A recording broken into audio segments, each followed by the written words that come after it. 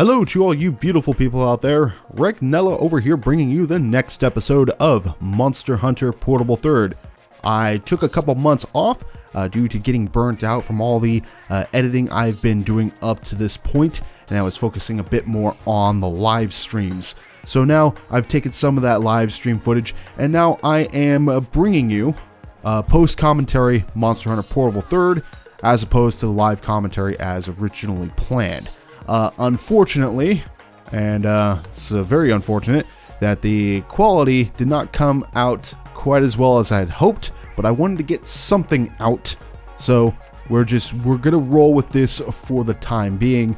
I'm still gonna try to record some more Monster Hunter stuff during the live streams, but I'm gonna do different methods as opposed to just downloading the live stream, which at this point is most likely the mistake. So we are just going to chill out and we are going to talk about the Royal Ludroth. This is our Generation 3 monster, which we have faced before in the past. However, we only went over some of the basic stuff.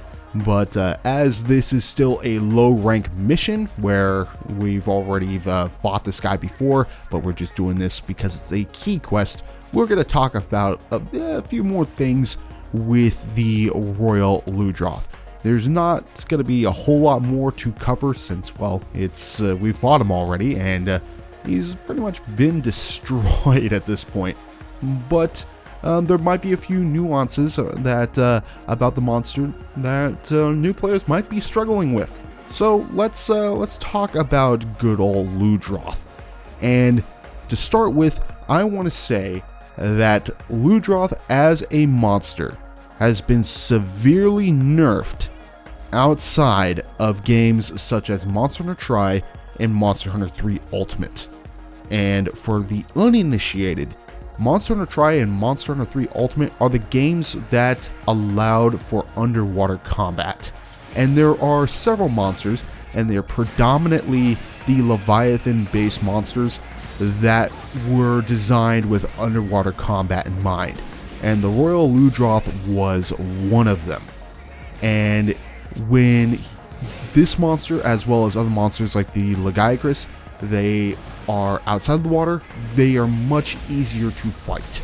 They can actually be quite the challenge underwater, and as a result, when you take that underwater feature away, you have a monster that, could give a buff here and there, but for the most part, he's a lot easier than,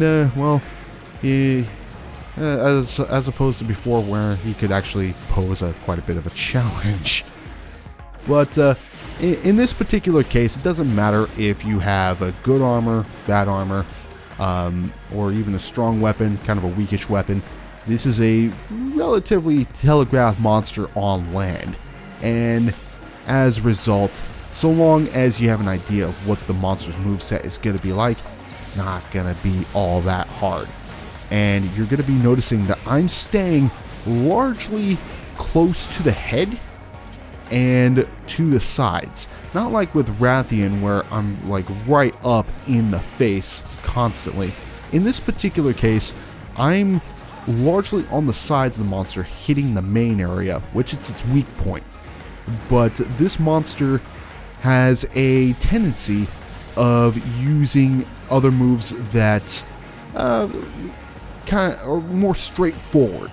So in this guy's case, he attacks in a frontal motion, so when you're on the side of the monster, you have an easier time dodging.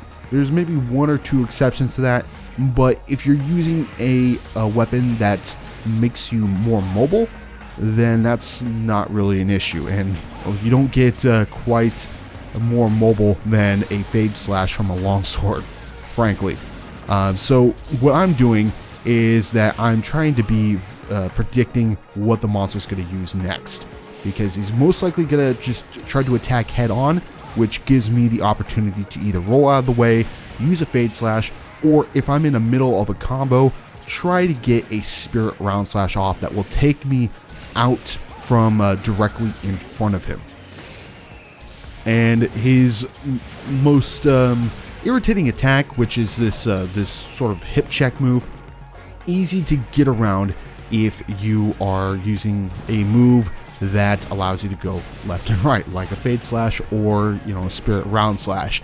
If you are fighting the monster like center mass on his around on the side there, he has a better time hitting you with that hip check, and that can send you flying, and it's just not all that pleasant. And this is one of those instances where I still strongly recommend that you play the normal story mode first before taking on the guild stuff, because then you'd be better equipped to handle the sort of war of attrition that is the low rank guild hall quests. Once you're at this point and you don't do the story mode first, then the monsters are going to last a lot longer, and you might run out of the resources needed in order to put up a prolonged fight. But once you are well equipped and familiar with the Royal Ludroth, you have a number of drops that you can get from him, in which I have in front of me. I'm on the Monster Hunter Wiki right now, and I'm going to be focusing on the section that says Village and Low Rank Guild. There's another section that says 1 to 2 star, which has weirdly different results. So, from body carves, you have a 30% chance for a Royal Ludroth scale, 25% for a spongy hide, Royal Ludroth claws at 20%, dash extract being 15%, and a water sac being 10%. And if you're able to cut off his tail at any point, his drop rates for that are a 75% chance for a tail and a 25% chance for a scale. If you were to break the crest on his head, then the drop rates for that at the end of the match is 80% for the crest itself, with a scale being 20%. And then if you break the mane, 70% chance for a spongy hide, 20% chance for a dash extract, and a 10% chance for 2 Royal Ludroth scales. And well, I could keep going. However, the quest is over. So this is a little bit quicker than I had thought. So this is sort of the method I'm going to be using for the time being, just doing post-commentary stuff, getting some stats on the monster, and just relaying them for your consumer information, for your hunting information. And then we will return with the next key quest. I have no idea what it is, because frankly, I had forgotten it at this point. So yeah, there's that. If you want to join me on my live streams, I live stream Mondays through Fridays from 6 p.m. Pacific Standard Time, usually to 8 p.m. Pacific Standard Time. And on Mondays, I'm doing Monster Hunter stuff. So if you want to hang out with me for a couple hours, check that out. But until then, thank you all so much for watching. If you're interested in any of my content, be sure to mash on one of the annotations that will be featured at the end of this video. And as always, I will see you all again next time. Take care, people.